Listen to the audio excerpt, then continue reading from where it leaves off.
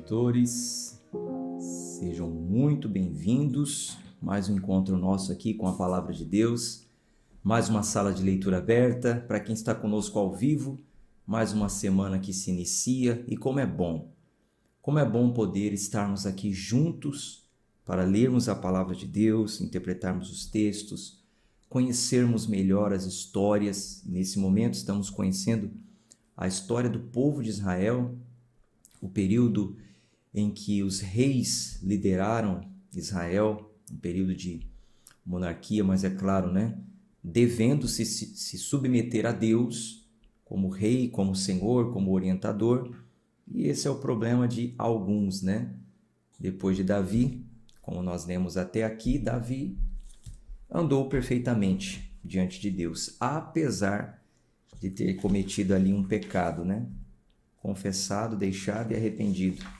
Mas depois dele, outros, infelizmente, não andaram nos caminhos do Senhor, e isso nos faz refletir, nos faz ter temor, nos ajuda a entender a forma que Deus queria ser tratado pelo seu povo, como ele tratou o seu povo, as manifestações progressivas da sua graça, do seu poder, da sua misericórdia. A gente vai conhecendo tudo isso para depois fecharmos lá no Novo Testamento e chegar até no que compete a nós, Quando eu digo nós, estou falando com você que não é hebreu, que não faz parte dessa primeira linhagem aí do pacto abraâmico e fazemos parte do pacto davídico por promessa, Bom, vamos abrir aqui então em 2 Crônicas, capítulo 9.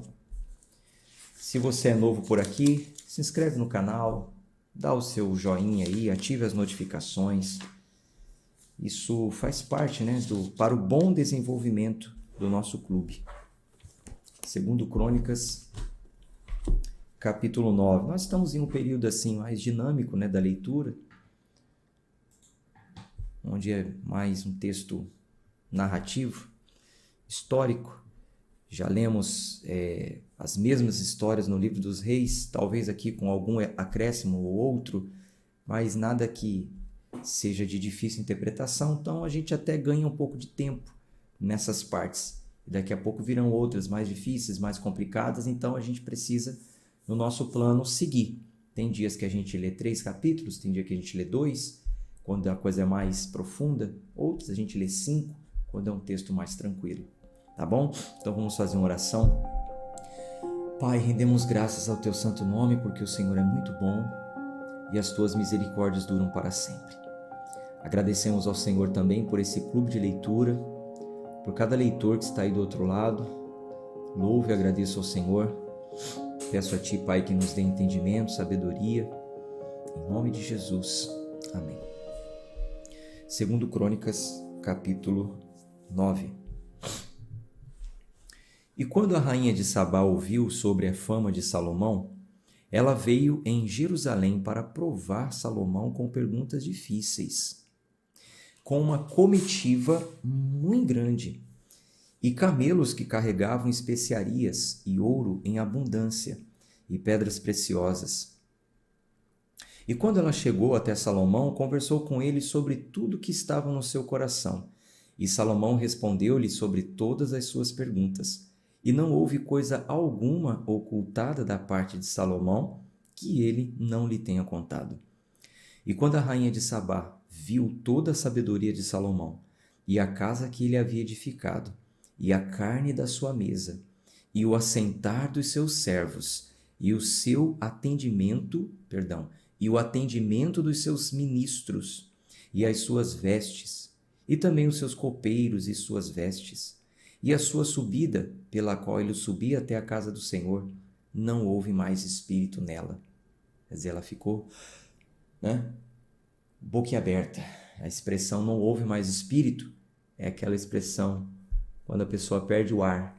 É uma expressão antiga e que faz muito sentido, porque quando a pessoa faz assim, é porque é como se ela não tivesse mais espírito, que é o espírito que dá o fôlego da vida, Então, não houve mais espírito nela diante de tudo que ela viu acontecer ali. Todavia, versículo 5, desculpe. E ela disse ao rei: foi um relato verdadeiro o que ouvi na minha própria terra dos teus atos e da tua sabedoria. Todavia eu não criei nas palavras deles, até que vim, e os meus olhos o viram. E eis que nele a metade, e eis que nem a metade da grandeza da tua sabedoria me fora contada, pois tu excedes a fama que eu ouvi. Felizes são os teus homens, e felizes são esses teus servos, os quais estão continuamente de pé diante de ti, e ouvem a tua sabedoria. Bendito seja o Senhor, teu Deus, que em ti se deleita para te colocar no trono, no seu trono, como rei para o Senhor teu Deus. Porque o teu Deus amou Israel para estabelecê-lo para sempre. Por isso te fez rei sobre eles, para fazer juízo e justiça.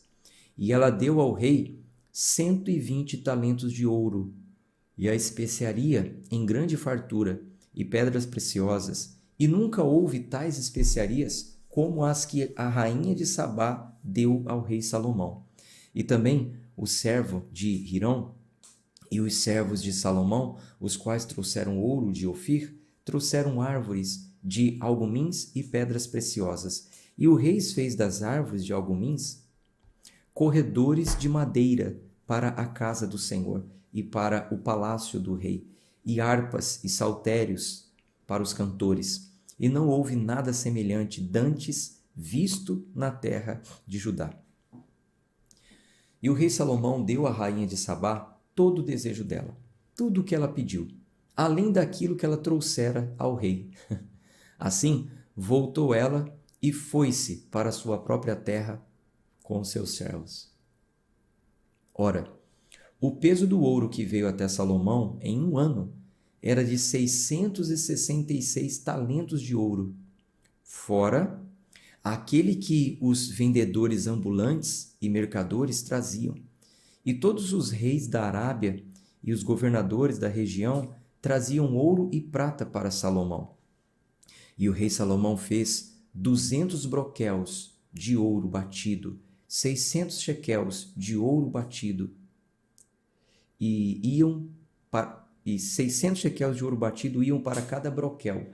Broquel é um escudo, mas não é aquele escudo redondo. Broquel é aquele escudo que pega do pé até a cabeça. Sabe aquele escudo grande? Não é o redondo não, aquele escudo grande que eles podem se agachar atrás do escudo. Então existe o escudo redondo e existe o broquel, que é aquele maior, quase um V assim, ó. Um V bem grande. É um maior. Na ponta tem uma lança que eles enfincam assim na terra, né, para dar firmeza, e se agacham atrás dele, ficam totalmente escondidos. Então o rei Salomão fez 200 broquéis de ouro batido, 600 shequels de ouro batido iam para cada broquel. E 300 escudos, aí já são os redondos, ele fez de ouro batido, 300 shequels de ouro ia para cada escudo. E o rei pôs na casa da floresta do Líbano. Além disso, o rei fez um grande trono de marfim e o revestiu com ouro puro. E havia 6 degraus até o trono, como um escabelo de ouro, o qual estava preso ao trono. E apoios para cada um dos lados do assento, e 2 leões de pé junto aos apoios, e 12 leões estavam de pé de um lado e de outro sobre os 6 degraus. Não havia coisa semelhante feita em nenhum reino. E todos os vasos de bebida do rei Salomão eram de ouro. E todos os vasos da casa da floresta do Líbano eram de ouro. Nenhum era de prata. Esta não era uma coisa valorizada nos dias de Salomão. A prata nem tinha muito valor nos dias de Salomão, porque ele tinha muito ouro, né? Quando fala todos os vasos, fala sobre as taças, tá? Os copos. Todos eram feitos de ouro, tanto os da casa que ele tinha quase que ligada ao templo, né? E ele também tinha uma casa na floresta, uma casa de campo, né? A casa do sítio dele, no caso era uma casa na floresta. Versículo 21. Pois os navios do rei iam para Tarsis com os servos de Hirão. uma vez a cada 3 anos, vinham com os navios de Tarsis trazendo ouro e prata, marfim, bugios e pavões. E o rei Salomão excedeu todos os reis da terra em riqueza e sabedoria, e todos os reis da terra buscavam a presença de Salomão para ouvir a sabedoria que Deus tinha posto no seu coração. E cada homem trazia o seu presente, vasos de prata e vasos de ouro, e vestes, armaduras e especiarias, cavalos e mulas, uma proporção ano a ano. E Salomão tinha 4.000 estrebarias para cavalos e carruagens, e 12.000 cavaleiros, os quais ele posicionou nas cidades das carruagens e com o rei em Jerusalém. E ele reinou sobre todos os reis, desde o rio até a terra dos filisteus e até a fronteira do Egito. E o rei fez que houvesse prata em Jerusalém, como pedras, e como cedros com os sicômoros, como as figueiras bravas que há pelas planícies. E eles traziam até Salomão cavalos do Egito e de todas as terras. Ora, o restante dos atos de Salomão, os primeiros e os últimos, não estão escritos no livro do profeta Natã e na profecia de Aías, o Silonita, e nas visões do vidente Ido contra Jeroboão, o filho de Nebate? E Salomão reinou em Jerusalém sobre todo Israel por 40 anos. E Salomão dormiu com os seus pais e foi sepultado na cidade de Davi, o seu pai, e Roboão, o seu filho, reinou em seu lugar. Vamos para o capítulo 10.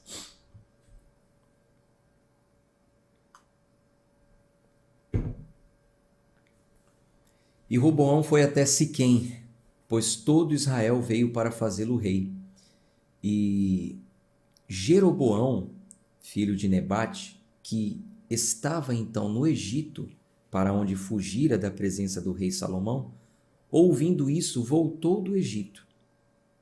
E eles mandaram chamá-lo. Assim, Jeroboão e todo Israel vieram falar com Roboão, dizendo, então, separe os nomes, Roboão, filho de Salomão, rei de todo Israel, até então, porque Salomão também era rei de todo Israel. Aí vai haver uma divisão no reino.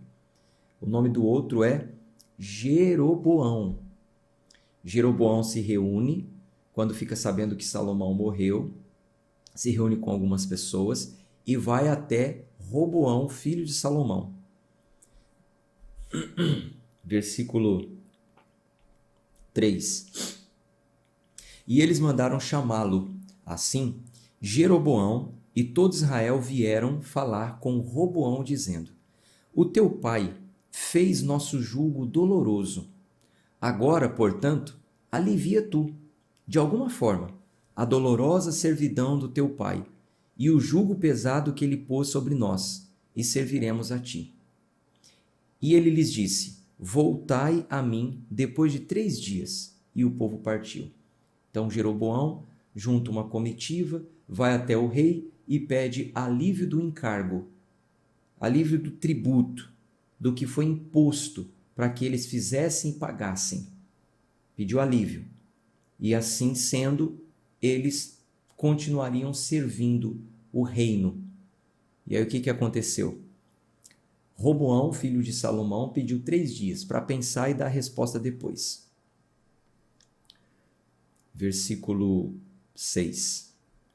E o rei Roboão tomou conselho com os anciãos que haviam se colocado de pé diante de Salomão, o seu pai, enquanto ele ainda vivia, dizendo: Que conselhos vós me dais para voltar a responder esse povo? Então Roboão, sabiamente, foi pedir orientação para quem orientava o pai dele. Os mais antigos, os anciões, cheios de sabedoria, viram o pai governar, deram conselhos bons para o pai. Até então, ele fez o correto. Foi pedir conselho com os mais antigos.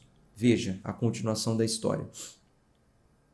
E eles lhe falaram, dizendo: Se fores bondoso para com este povo e agradá-los, e falares boas palavras, eles serão teus servos para sempre. Então, seja bom para com eles. fale boas palavras, de alguma forma, dá um jeitinho aí de aliviar o cargo deles, eles vão ser seus servos. Conselho sábio.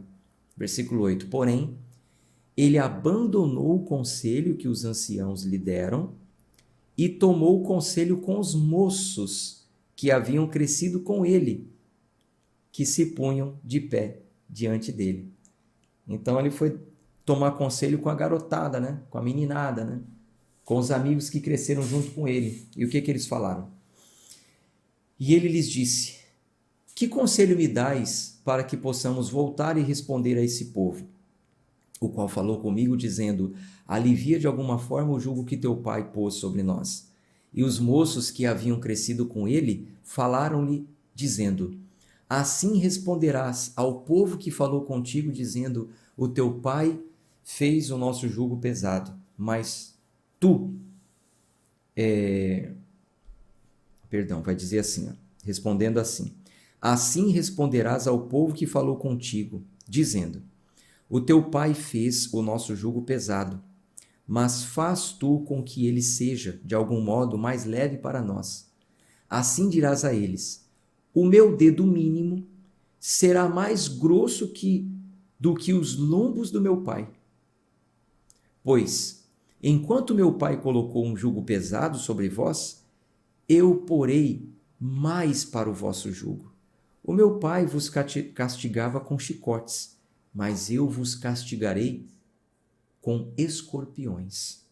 Assim, Jeroboão e todo o povo vieram até Roboão no terceiro dia, como o rei ordenou, dizendo: retornai a mim no terceiro dia. E o rei respondeu-lhes grosseiramente. E o rei Roboão desprezou o conselho dos anciãos e respondeu a eles segundo o conselho dos jovens, dizendo: o meu pai fez o seu jugo pesado, mas eu acrescentarei a isso. O meu pai vos castigou com chicotes, mas eu vos castigarei com escorpiões.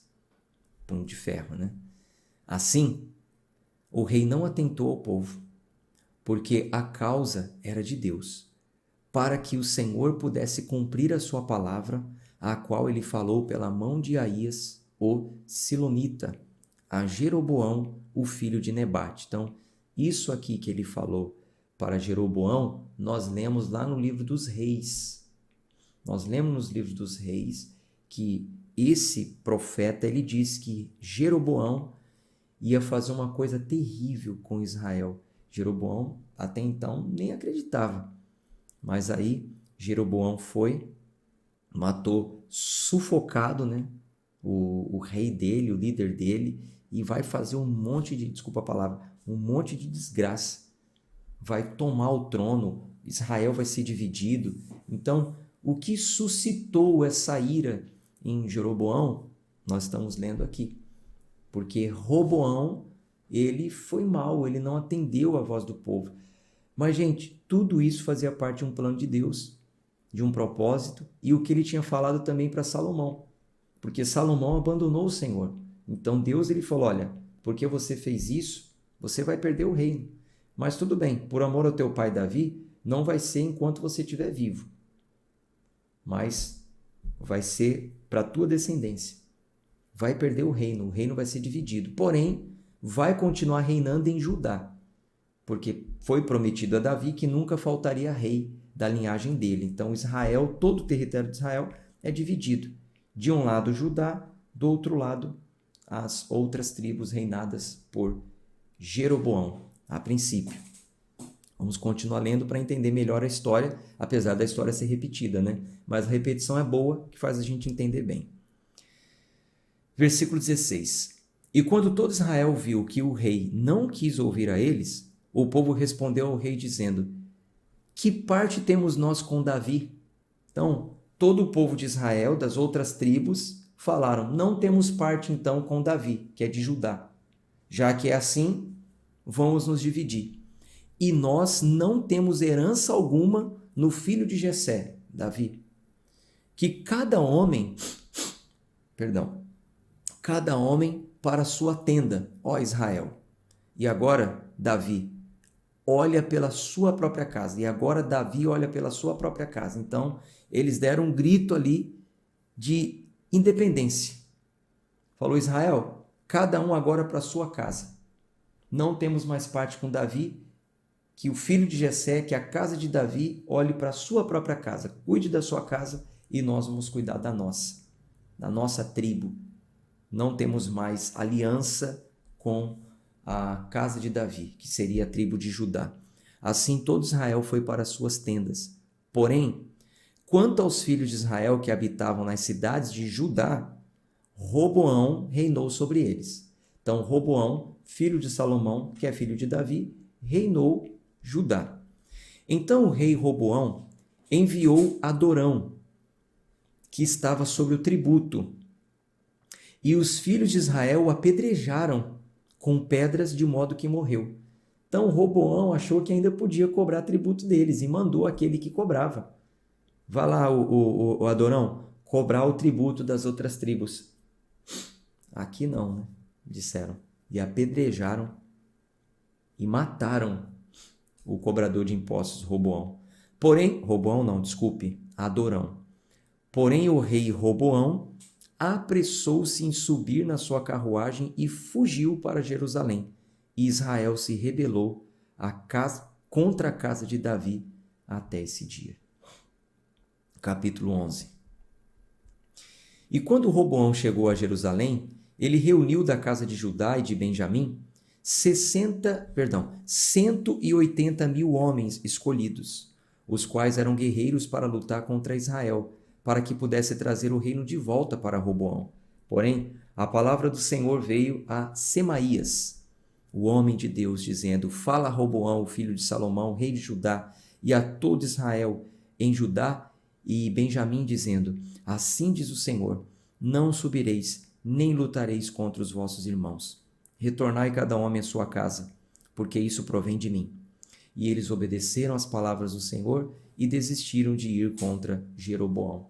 Então Roboão até tentou tomar o trono de volta, fez uma aliança com Benjamim, né, que é a tribo de Judá e Benjamim, mas Deus não permitiu. Falou: não façam guerra. Eu quero que seja assim. Essa divisão vai permanecer. Israel vai estar dividida. Versículo 5. E Roboão habitou em Jerusalém e edificou em Judá cidades para defesa.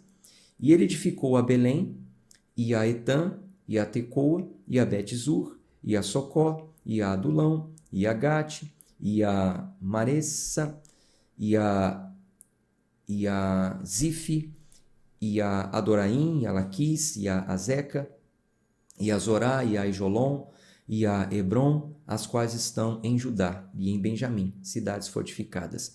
E fortificou as fortalezas e pôs nela capitães e armazéns de provisões, de azeite e vinho. E em cada uma dessas cidades ele pôs escudos e lanças e as fez sobejamente fortes, tendo Judá e Benjamim ao teu lado. E os sacerdotes e os levitas que estavam em todo Israel recorriam a ele de todos os termos. Então veja, o que Roboão faz? Tá bom, já que agora eu vou reinar só de Judá, eu vou estabelecer o meu reino. E ele foi criando cidades ao redor dele, cidades fortaleza. Belém, Aijolão, Maressa, e foi fortalecendo. Em cada cidade tinha os seus armazéns. Se estourar uma guerra, eles têm comida ali. Tem azeite, tem vinho, tem escudo, tem lança, foi se fortificando. E também os sacerdotes de todo o território de Israel iam até lá. Eles saíam de todos os termos e iam até lá. Por que eles iam até lá? Porque o templo estava lá. Porque o templo de Salomão, que Salomão construiu, estava lá. Lá era o lugar onde eles deveriam adorar a Deus. Foi aquele lugar que foi feita aquela oração, né? Estarão atentos meus ouvidos, abertos meus ouvidos, atentos aos meus olhos, a oração que se der nesse lugar. Aqui eu escolhi para habitar o meu nome, então o povo teria que ir para lá, os sacerdotes iam para lá. Veja o que aconteceu. Versículo 14. Porque os levitas deixaram seus arredores e as suas possessões e vieram para Judá e Jerusalém. Por quê? Jeroboão e os seus filhos os expulsaram da execução do ofício sacerdotal ao Senhor. Jeroboão também expulsou os levitas dos outros termos, né? E ele ordenou para si, para os lugares altos, e para os demônios e para os bezerros que ele havia feito. E depois desses, de todas as tribos de Israel, tais que dispunham o seu coração a buscar o Senhor, seu Deus de Israel, vieram a Jerusalém para sacrificar ao Senhor, Deus de seus pais. O que aconteceu aqui? Nós lemos no livro dos Reis. Jeroboão, quando assumiu o reinado, por ciúme e por medo, porque o povo saía dos outros termos e viajavam até Jerusalém para adorar o Senhor, para sacrificar ao Senhor, o que Jeroboão fez? Expulsou os levitas e os sacerdotes do território dele, para que ali não houvesse mais a intercessão deles para o povo, e ele mesmo, Jeroboão, construiu 2 bezerros de ouro, 2 imagens nos termos deles, e falou: vocês não precisam sair daqui para ir adorar em Jerusalém. Adore os deuses que eu mesmo construí aqui. Agora esse é o Deus de vocês. E ele levantou ali mesmo alguns sacerdotes para que pudesse intermediar o sacrifício do povo, aquela coisa toda que tinha que fazer. Porque Jeroboão pensou assim, isso nós lemos no livro dos Reis. Jeroboão pensou assim: se o povo ficar saindo daqui para ir para Jerusalém, logo eles vão voltar todo o coração dele de novo ao rei de Jerusalém, Judá, que era Roboão. Então ele quis impedir que o povo ficasse indo para lá. E o povo aceitou isso. E passou a adorar os demônios. E passou a adorar as imagens. Coisa terrível. Por causa de Jeroboão. Versículo 16. E depois desses, todas as tribos de Israel, tais que dispunham seu coração a buscar o Senhor Deus de Israel, vieram a Jerusalém para sacrificar ao Senhor Deus de seus pais. Então, eles fortaleceram o reino de Judá e fortaleceram Roboão, filho de Salomão, por 3 anos. Durante 3 anos eles caminharam no caminho de Davi e Salomão. E Roboão tomou para si como esposa Maalate, a filha de Jerimote, o filho de Davi, o Abial, e a filha de Eliabe, o filho de Jessé, o qual lhe deu à luz filhos, Jeús e Samarias, e Zaão. E depois dela tomou Maaca, a filha de Absalão, a que lhe deu à luz Abias, e Atai, e Ziza e Selomite. E Roboão amou Maaca, a filha de Absalão, mais do que todas as suas esposas, do que as suas concubinas, porquanto ele tomou 18 esposas e 60 concubinas, e gerou 28 filhos e 60 filhas. E Roboão fez com que Abias, o filho de Maaca, o chefe, fosse soberano entre os seus irmãos, porque ele queria fazê-lo rei, e ele agiu sabiamente, e dispersou a todos os seus filhos por todas as regiões de Judá e Benjamim, e toda a cidade fortificada, e deu a eles provisões em fartura, e lhes desejou muitas esposas. Então, sabiamente, Roboão edificou o reino. Ele construiu cidades edificadas, ele casou com muitas mulheres, teve 28 filhos, um deles ele colocou como líder para ser o próximo rei, e os outros em cada cidade, espalhou nas cidades. Foi muito sábio ele, né? Capítulo 12. E sucedeu quando Roboão havia estabelecido o seu reino, e havendo se fortalecido, que ele abandonou a lei do Senhor, e com ele todo Israel. Aí começa a tragédia, né? E sucedeu que no 5º ano do rei Roboão, Sisaque, rei do Egito, subiu contra Jerusalém, porque eles haviam transgredido contra o Senhor, com 1.200 carruagens e 60.000 cavaleiros, e era inumerável o povo que saiu com ele do Egito, os líbios, os suquitas e os etíopes. E ele tomou as cidades fortificadas que pertenciam a Judá e veio até Jerusalém. Então veio Semaías, o profeta, até Roboão e até os príncipes de Judá, que estavam reunidos com Jerusalém por causa de Sisaque, e disse-lhes: assim diz o Senhor, vós me abandonaste, e portanto eu também vos deixo na mão de Sisaque. Diante disso, os príncipes de Israel e o rei se humilharam e disseram: o Senhor é justo. E quando o Senhor viu que eles se humilharam, veio a palavra do Senhor a Semaías dizendo: eles se humilharam, portanto, não os destruirei, mas concederei a eles algum socorro, e a minha ira não será derramada sobre Jerusalém pela mão de Sisaque. Só tomar uma água aqui.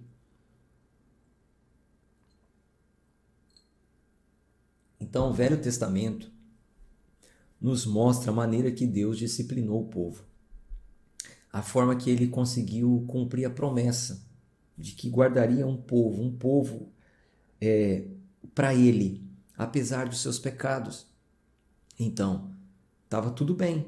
Roboão deixou de seguir ao Senhor, o que o Senhor fez? Levantou um inimigo. Então, Deus usa o inimigo para exercer juízo, com vistas ao arrependimento.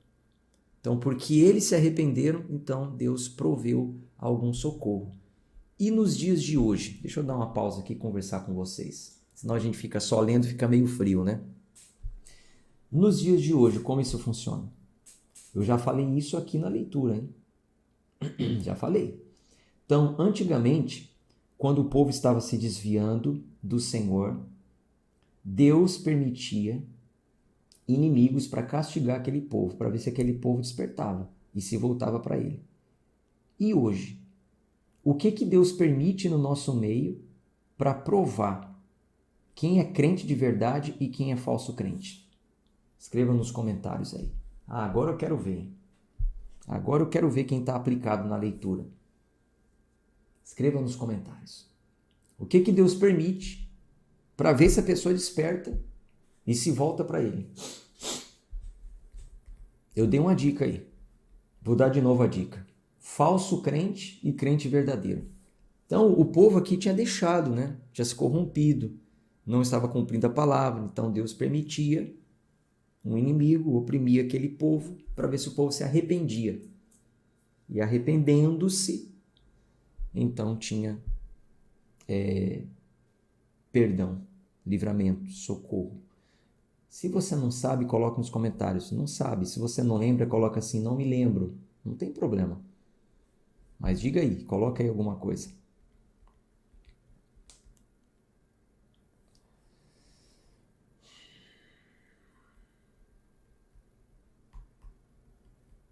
Ó, vou pegar aqui duas respostas. A dona Remédios colocou os falsos profetas. A Ana Moreno colocou as provações. Ok, vamos falar sobre isso. As provações não é para o falso crente. As provações são para o crente verdadeiro. Porque as provações, elas nos fazem ser pessoas melhores, perseverantes. A Bíblia diz, bem-aventurado, feliz é aquele que passa por provação. Porque havendo perseverado, alcança a promessa. É porque nós não passamos por essa leitura ainda, mas nós vamos ler isso lá no Novo Testamento e quando chegar lá eu vou falar com mais detalhes, mas já grave isso. A Bíblia fala que a provação, a tribulação, ela produz perseverança e a perseverança experiência e a experiência esperança, que é fé. Então, para a pessoa atingir um nível de fé genuína, ela vai passar por provação, ela vai aprender a ser perseverante, ela vai ter experiências e a experiência traz fé. Por quê? Quando ela passa por situações novas, ela já tem experiências porque foi perseverante nas provações. É um caminho de ida e vinda. É um caminho de egresso e regresso. Vou repetir. Vamos lá. Um crente de verdade em Cristo, ele vai passar por provação, por tribulação. Foque aqui agora. Deixa os comentários um pouco e foca aqui agora. Ele vai passar por provação, porque essa provação vai tornar ele uma pessoa perseverante, vai ensiná-lo a não desistir, a perseverar nos caminhos do Senhor. Essa perseverança vai trazer para ele experiência, e a experiência vai trazer esperança. Esperança é fé. Fé é a certeza e convicções de coisas que se esperam. Certo? Onde está escrito isso? Nós vamos ler juntos, lá no Novo Testamento. Calma, só estou antecipando para você. Ó, provações é para o bem, não é para o falso crente. O falso crente não passa por provação não, gente. Se o falso crente está passando por provação, é porque ele realmente não crê, ele é comparado a um incrédulo. Comparado ao incrédulo que passa provação e tribulação comum no mundo. Mas o cristão verdadeiro, ele passa por provação para aprender a ser perseverante, para ter experiências e fé. Porque nas outras situações que ele estiver passando, os outros problemas, ele vai ter fé para suportar. Por quê? Porque ele tem experiência, ele vai se lembrar das que já viveu, do quanto ele tem que ser perseverante, porque um dia ele já passou. E é muito bom, a gente vai passando por etapas. Agora, o que acontece com o falso crente, na intenção de resgatá-lo, de trazê-lo de volta para a verdade, é a permissão do falso profeta. Como a senhora Remédios colocou aí, eu já falei para vocês outro dia. O falso profeta é castigo para o falso crente. A gente já leu isso em um contexto bíblico, falei para vocês, e a gente vai ver muito isso durante a Bíblia toda. Então, no passado, Deus permitia, porque eles estavam em erro doutrinário, não seguiam a palavra, se desviavam da palavra do Senhor. Então, a forma de Deus dar um chacoalhão neles no passado era permitir que os inimigos o atacassem, o oprimissem, para que eles se voltassem para a palavra. Hoje, o falso crente, Deus vai permitir que tenha acesso, para ver se ele desperta, para ver se ele se enxerga, para ver se ele vê, peraí, não é assim, eu estou insistindo em uma coisa, mas tem algo errado, eu preciso me voltar para a palavra. Então, quando ele se volta para a palavra, aí é conserto. Aí é perdão, mas aí tem que se arrepender, né? Foi o que João Batista falou, arrependei-vos, muda a mente de vocês, não vai ser mais desse jeito. Entende? Vamos seguir aqui com a leitura então. Deixa eu só ver aqui o que vocês tinham comentado. Não tem problema nenhum errar, tá? É bom quando você não é alienado, você não está preso a um pensamento só. Fala, não sei, acho que é isso. E aí até nos ajuda a dar melhores explicações. Quando a Ana falou sobre provações, eu fui aqui e dei uma explicação sobre provações. Até ajuda quando vocês interagem, tá? É isso aí. Então ficou dividido. Alguns falaram provações, outros falaram falso profeta. Então, agora vocês sabem diferenciar o que são provações que ele permite e o que é, no caso aí, o falso profeta. Certo? Muito bom. A terra está cheia de falsos profetas. E como? Raquel colocou aqui, a terra está cheia de falsos profetas. Vixe, tá? E como? A gente tem que estar atento. Vamos lá. Versículo 7. E quando o Senhor viu que eles se humilhavam, veio a palavra do Senhor a Semaías, dizendo: eles se humilharam, portanto não os destruirei, mas concederei a eles algum socorro, e a minha ira não será derramada sobre Jerusalém pela mão de Sisaque. Todavia, eles serão seus servos, para que possam conhecer a diferença que há entre servir-me a mim e servir aos reinos da terra. Então Deus falou assim, eles vão ter algum socorro, não serão livres totalmente. Eles vão ter algum socorro, porém eu vou permitir que eles sirvam outro rei, para eles verem como é bom. Eles vão ver a diferença entre servir a mim e servir a outros. Assim, Sisaque, o rei do Egito, subiu contra Jerusalém e tomou consigo os tesouros da casa do Senhor e os tesouros da casa do rei. Tomou tudo. Ele também levou embora os escudos de ouro que Salomão tinha feito. Obrigado por avisar. Está sem a Bíblia na tela, né? No lugar dos quais o rei Roboão fez escudos de bronze. Então, ele tomou os escudos de ouro e Roboão fez escudos de bronze. E lhes confiou nas mãos dos chefes da guarda que guardava a entrada da casa do reino. E quando o rei entrava na casa do Senhor, vinha a guarda e os levava e os trazia novamente à câmara da guarda. E quando ele se humilhou, a ira do Senhor volveu-se dele, para que não o destruísse por completo, porque em Judá ainda havia boas coisas. Então ainda tinha alguma coisa boa em Judá, por isso que Deus não permitiu a destruição por completo, mas nós vamos ver no fim que Deus vai permitir a destruição por completo. Todos serão exilados e levados para a Babilônia. Até então tinha alguma coisa boa ali ainda, né? Versículo 13. Assim, O rei Roboão fortaleceu-se em Jerusalém e reinou, pois Roboão tinha 41 anos de idade quando começou a reinar e reinou por 17 anos em Jerusalém, a cidade que o Senhor escolheu de todas as tribos de Israel para ali colocar o seu nome. E o nome da sua mãe era Naamá, uma amonita. E ele fez mal, porque não preparou o seu coração para buscar o Senhor. Ora, os atos de Roboão, os primeiros e os últimos, não estão escritos no livro do profeta Semaías e do vidente Ido acerca das genealogias? E houve guerras entre Roboão e Jeroboão continuamente. E Roboão dormiu com os seus pais e foi sepultado na cidade de Davi.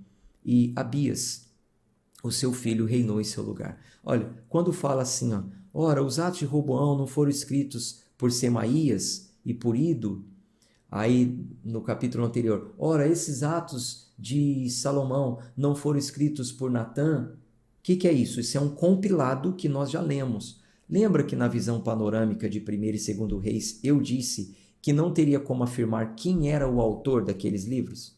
Não tinha um autor em específico, era um compilado de vários escritos. Não teria como falar, quem escreveu o Reis foi Natã. É um compilado de vários relatos, vários profetas, né? E aqui vai citar aos poucos alguns deles. Então, quando você vê isso, não é que na Bíblia tem um livro de Natã, né? Onde está esse livro de Natã? Não tem, na Bíblia não tem o livro do profeta Natã. Então, fique atento nisso, tá? É um compilado que nós já lemos. Vamos para o capítulo 13. Ora, no 18º ano do rei Jeroboão, Abias começou a reinar sobre Judá. Ele reinou 3 anos em Jerusalém. O nome da sua mãe também era Micaía, a filha de Uriel de Gibeá. E houve guerra entre Abias e Jeroboão. E Abias dispôs-se para a peleja com um exército de homens valentes de guerra, a saber, 400.000 homens escolhidos. Jeroboão também pôs a batalha em formação contra ele, 800.000 homens escolhidos, sendo homens fortes e valentes. E Abias pôs-se de pé sobre o monte Zemaraim, o qual está no monte Efraim, e disse: Ouvi-me tu, Jeroboão, e todo Israel. Não devias saber que o Senhor Deus de Israel deu para sempre o reinado sobre Israel a Davi? De fato, a ele e aos seus filhos por um pacto de sal? Todavia, Jeroboão, o filho de Nebate, o servo de Salomão, filho de Davi, se levantou e tem se rebelado contra o meu Senhor. E ajuntaram-se a ele homens vadios, os filhos de Belial, e eles se fortaleceram contra Roboão, o filho de Salomão, quando Roboão era jovem e tenro de coração, e não pôde resistir a eles. E agora, vós pensais que podeis resistir ao reino do Senhor que está nas mãos dos filhos de Davi? E vós sois uma grande multidão? E há convosco bezerros de ouro, os quais Jeroboão vos fez para deuses. Não expulsastes vós os sacerdotes do Senhor? Os filhos de Arão e os levitas, não fizeste sacerdotes segundo o costume das nações de outras terras? Então, Roboão está ali falando todo o mal que eles fizeram. De modo que todo aquele que vier consagrar-se um novilho de 7 carneiros, um novilho e 7 carneiros, o mesmo pode ser um sacerdote daqueles que não são deuses. Qualquer um aí pode ser sacerdote agora. Todo aquele que vier consagrar-se com um novilho e 7 carneiros, o mesmo pode ser um sacerdote daqueles que não são deuses. Porém, quanto a nós, o Senhor é o nosso Deus, e nós não abandonamos. E os sacerdotes, os quais ministram ao Senhor, são os filhos de Arão, e os levitas servem nas suas ocupações. E eles queimam para o Senhor toda manhã e toda tarde sacrifícios queimados e incenso aromático, o pão da proposição. Eles também deixam em ordem sobre a mesa pura, e o candelabro de ouro com as suas lâmpadas para queimarem toda tarde, porque nós mantemos o encargo do Senhor nosso Deus, mas vós o abandonaste. E eis que o próprio Deus é conosco por nosso capitão, e os seus sacerdotes com trombetas ressoantes para tocar alarme contra vós. Ó filhos de Israel, não luteis contra o Senhor Deus de vossos pais, porque vós não prosperareis. Jeroboão, porém, fez com que uma emboscada se formasse na sua retaguarda. Assim, eles estavam diante de Judá e a emboscada por detrás. E quando Judá olhou para trás, e eis que a batalha estava na sua dianteira e na sua retaguarda, e eles clamaram ao Senhor, e os sacerdotes soaram as trombetas. Então, os homens de Judá gritaram, e enquanto os homens de Judá gritavam, sucedeu que Deus feriu Jeroboão e a todo Israel diante de Abias e de Judá. E os filhos de Israel fugiram diante de Judá, e Deus os entregou nas suas mãos. E Abias e o seu povo os mataram com um grande massacre. Assim caíram mortos de Israel 500.000 homens escolhidos. Assim, os filhos de Israel foram humilhados naquele tempo, e os filhos de Judá prevaleceram, porque eles confiaram no Senhor, Deus de seus pais. Que exemplo, né? Gente, quando nós estamos com Deus, quando nós estamos caminhando com Deus, não há o que temer. Veja que sábio, ele chega diante da batalha e fala, olha, escutem, vocês estão aí com Jeroboão? Jeroboão se rebelou, criou 2 bezerros de ouro, consagrou sacerdotes para si, qualquer um pode ser sacerdote, está tudo errado aí. Nós aqui estamos servindo o Deus de Israel, os nossos sacerdotes são da tribo de Levi, conforme Deus determinou. Continuamente apresenta o sacrifício pela manhã, pela tarde, todas as ordenanças de Velho Testamento, viu gente? Hoje não tem mais isso. Enfim, resumindo, nós estamos caminhando com Deus. Tem certeza que vocês querem lutar contra nós? Aí Jeroboão foi, enquanto o rei de Israel, de Judá, de Jerusalém, estava ali falando, armou uma emboscada por trás. Então cercou. Inimigos na frente, inimigos atrás. Jerusalém com 400 homens, Jeroboão, Israel, com 800.000 homens. 400.000 contra 800.000. Uma peleja desigual. Mas o que eles fizeram? Gritaram ao Senhor, clamaram ao Senhor, e Deus que interviu. Deus feriu o inimigo e deu vitória para eles. Gente, ande com Deus. Ande com Deus, caminhe com o Senhor. Procure fazer o correto. Mantenha uma vida de santidade, abnegada. Hoje nós não vivemos mais nas ordenanças do Velho Testamento. Você não precisa apresentar um sacrifício de manhã e um à noite. Mas o que você precisa como obras de um salvo? Apresentar o seu jejum em consagração. Fazer a sua oração pela manhã, a sua oração à noite. Congregar com os irmãos. Ser caridoso. Agir piedosamente. Investir em missões. Ajudar o próximo. Leitura da Bíblia. Ande com o Senhor. E quando você estiver diante dos maiores inimigos, grite ao Senhor, suplique ao Senhor. E Ele virá ao seu favor. Então, a gente olha para esses textos, mas isso aí é Velho Testamento, mas Deus não é mutável, Ele é imutável. Eu sou o Senhor e não mudo. Ele não muda. O que mudou foi a administração da aliança, mas a aliança é a mesma. Deus tem um pacto com o seu povo, Deus ama o seu povo, Deus cuida do seu povo. A administração da aliança hoje é nova, ela se expandiu para todas as nações e excluiu ordenanças. Mas o Senhor é o mesmo, tá certo? Vamos encerrar aqui a leitura de hoje. Versículo 19. E Abias perseguiu Jeroboão e tomou dele cidades. Betel com as suas aldeias, e Gesana com as suas aldeias, e Efron com as suas aldeias.